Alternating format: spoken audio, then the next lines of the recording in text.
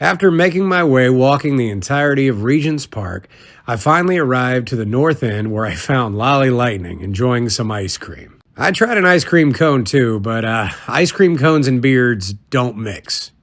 Our destination was the London Zoo. Now, I've heard amazing things about the London Zoo, but I was not prepared for the absolute menagerie that we got to see that day. There was a brand new baby gorilla that had just been born, and it could not leave its mother alone. I think we must have stared at it for 30 minutes at least. In fact, when we visited on that early September day, there were so many newborns at the zoo. In addition to the cute little gorilla, there were otters, there were sloths, little monkeys, and a brand new patch of cubs. The London Zoo is well known for their Asiatic lions, and Mama had had just about enough of her cubs.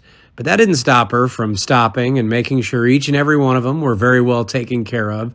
Everybody was eating very, very good that day. The exhibits were not only well integrated to the space itself, but also themed to the parts of the world that the animals were native to, including local fauna and local art that had been integrated into the exhibits themselves.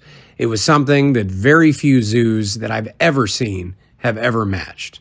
Now, most people, when they're visiting zoos, spend most of their time around the larger exhibits, but me and Lolly are two very neurodivergent individuals, and I believe we got most of our enjoyment from the smaller tanks. The fish, the insects, the amphibians, the reptiles. And the London Zoo had an embarrassment of riches of these just beautiful displays. In addition to the fish, the London Zoo boasts an incredibly large collection of reptiles and amphibians, representing every continent except for Antarctica, of course. Even in the colder bits of that September day, all of the animals were kept incredibly warm, well-fed, well cared for. There was clear signs of enrichment everywhere. It is one of the best maintained zoos I have ever visited, and it makes use of its space incredibly. Most zoos that you'll visit will have a collection of birds, your usual parrots, macaws, ibises, ducks, swans, geese, that sort of thing. But how many zoos have you visited that have penguins?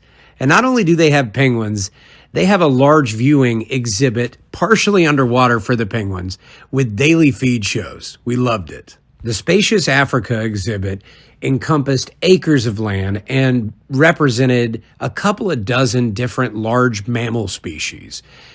And many of the exhibits are actually integrated with multiple species living with each other, such as the giraffes and the ostriches. They were incredible to watch. There were beautiful greenhouses and gardens on site, but the main attraction for both of us were the insects. As I mentioned before, me and Lolly are that special brand of neurodivergent where we are borderline obsessed with insects.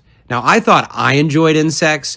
Lolly has multiple tattoos on her body of stick bugs and praying mantises. If you're visiting, you cannot miss the butterfly garden. What really set it apart for us was the Atlas moth. I had never seen one alive and in person, and it's way bigger than you think it is. Seriously, this guy was the size of my face. And like many other exhibits, everything was fully integrated. You could walk right up to them. The arthropod house was massive, representing beetles and crabs and stick bugs. But what really stuck out to me here were the leafcutter ants, which were outside of any enclosure whatsoever and walking down these ropes. There were no barriers between you and the insects. You could walk right up, get as close as you wanted to, and watch these amazing insects work right in front of your eyes. There were also flocks of locusts, giant snails, millipedes, walking sticks, giant centipedes, anything and everything you could possibly want. If you love bugs, the London Zoo is your place.